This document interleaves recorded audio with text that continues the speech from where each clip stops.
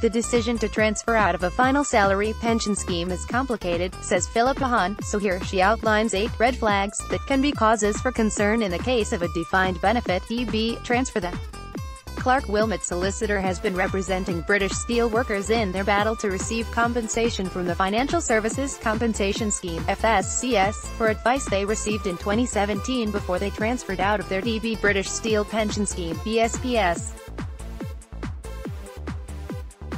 In a bid to secure what she considered fair compensation for her clients, Hann, alongside Echelon Wealthcare Managing Director Alistair Rush, who has been instrumental in helping the steelworkers, took the fight all the way to Westminster. Initially, Hann and co. asked the FSCS to examine the discount rate used by the lifeboat scheme to calculate compensation, as well as at the advice fees paid by the steelworkers and the FSCS's take on the value of the workers' pension pots. It has since emerged the FSCS has decided to use an up-to-date transfer value to calculate the steelworkers' redress and has chosen partially to compensate the men for their ongoing advisor charges. The scheme said, however, it would not reduce the discount rate used to calculate the redress, arguing it must treat all applicants equally whether they transferred from the BSPS or another final salary scheme. Here Hann highlights 8 red flags that can be causes for concern in the case of a defined benefit (DB) transfer. No knowledge of where the money is going. The advice should include where the transferred money should be invested, says Hann. This means the actual investments themselves, not simply the self-invested personal pension (SIP).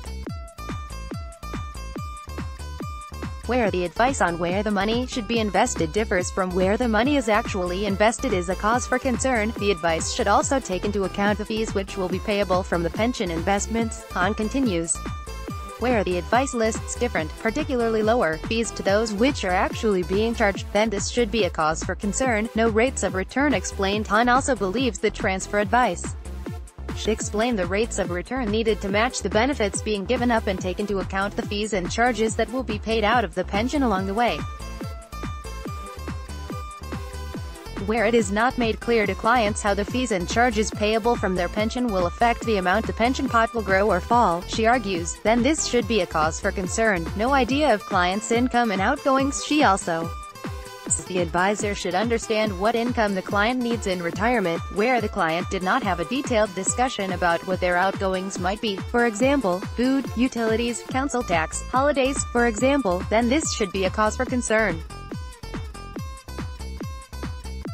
And where the final salary scheme was needed to provide this income, in other words, where the client had little or no other pension provision, then this is a major cause for concern. She continues, the decision whether to transfer out of a final salary pension scheme is complicated and the starting point of any advice should be that the client should not transfer. So, in addition to the above, if phrases like no-brainer were used during the advice process, then the advice should be checked. The regulator requires that the advice to transfer should be clearly in the client's best interest.